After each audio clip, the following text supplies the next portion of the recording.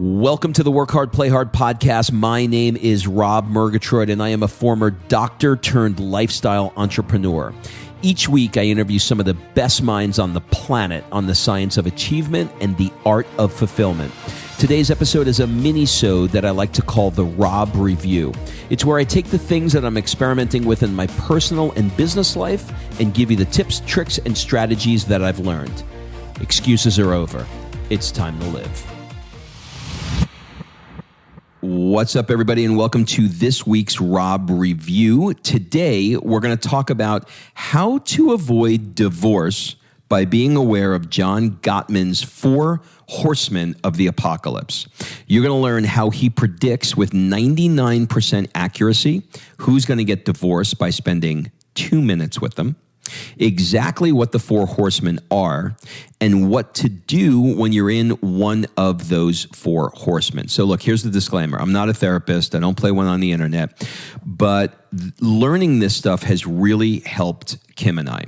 One afternoon, I remember I was watching CBS Sunday Morning, and this is like my ritual, my Sunday ritual. I'm doing it 20 years.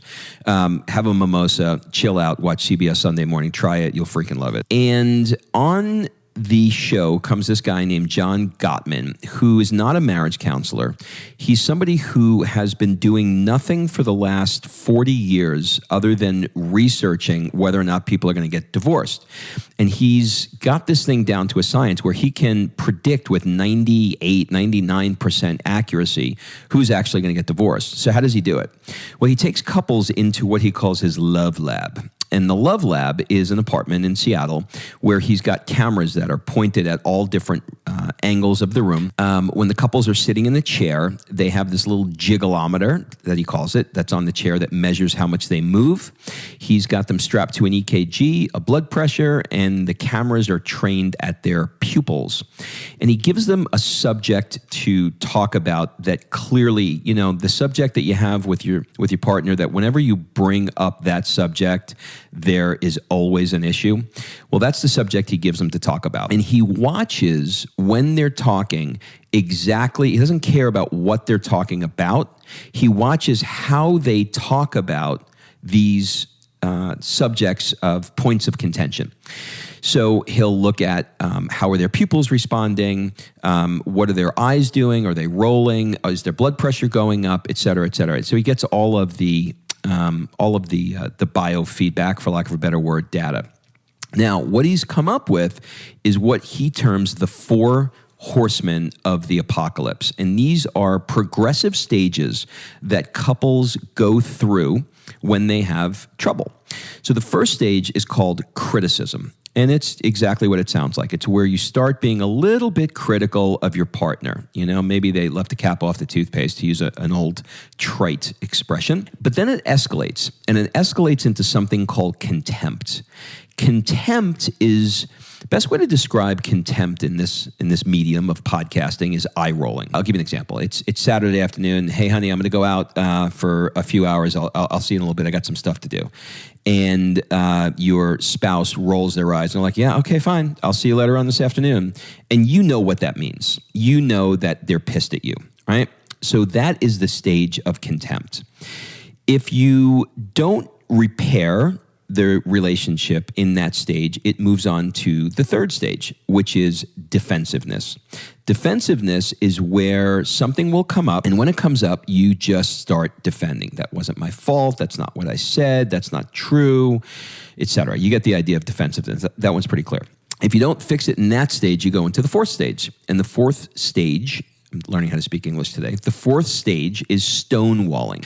Stonewalling is where the wife is bringing something up, let's say, and you're just completely numb. You're nodding. You're pissed inside, but you're nodding. You're not saying anything. You've been there, right? So we've all been through these stages.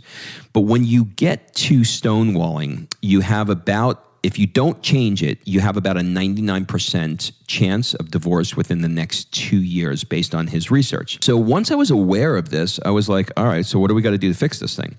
Well, the first one is when you're in criticism. When you're in criticism, try and complain without blaming. That's not easy to do. Very often when we're complaining, we're really blaming. So you want to try and do it without blaming. When you're in defensiveness, you want to take responsibility for it. So if you say like, hey, look, it wasn't my fault, maybe you go, you know what? I'm going to take responsibility for this one. Maybe inside, maybe I don't really feel like I'm responsible, but you've made the decision, for the sake of my marriage, I'm going to take responsibility. Who cares, right? It's not that big a deal. I'm going to take responsibility. When you're in the contempt stage, you want to build a culture of appreciation, he calls it. So to use a Tony Robbins expression, you want to swap your expectations for appreciation. So when you start rolling your eyes, just say, you know what? I am going to appreciate everything about my partner right now, and I am not going to roll my eyes at them. And you'll know when you do it. And it's funny because once you're aware of it, Kim and I, we'll look at each other and we'll go like, well, you're clearly in contempt. And I don't know what state that's in, but you know what I mean. You get the idea. And when you're in stonewalling, when you find yourself going into this numb stage, he calls it self-soothing, which is really what you're doing. You're protecting yourself. Just say, you know what? I need 20 minutes. Give me 20 minutes. Let me just take a drive. Let me go in my room. Let me listen to some music. Let me let the adrenaline get out of my body. And I'm going to come back to you when I'm calm. And we're going to talk about this. These are things that we use in our relationship constantly, and we're now acutely aware when they come up. So if you're honest with yourself and know when you're in one of these stages and you really want your relationship to work, then you got to get yourself out of these stages. I would recommend reading John Gottman's book. I forgot the title of the book. Just Google John Gottman, or I'll link it up in the show notes. And use one of his strategies to get out of it. So a little bit of housekeeping. If you want to win a free ticket and sit with us in our own private section to Lewis Howes' Summit of Greatness this year, all you got to do is write a 5-star review. Oh, that rhymes. All you got to do is write a 5-star review on iTunes, and I'll put you in our weekly drawing to win the ticket. So just go. I mean, how much did you pay for this? You didn't pay anything for this. No big deal. It's just me talking to you. It's going to kill you to go over there. Just go over there. Do it right now. Take you 2 seconds. It would mean the world to me. Just go over, enter a 5-star review, and I will put you in our raffle to come hang out with us.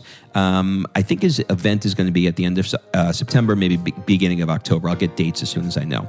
So that's it for today. Have a great day, everybody.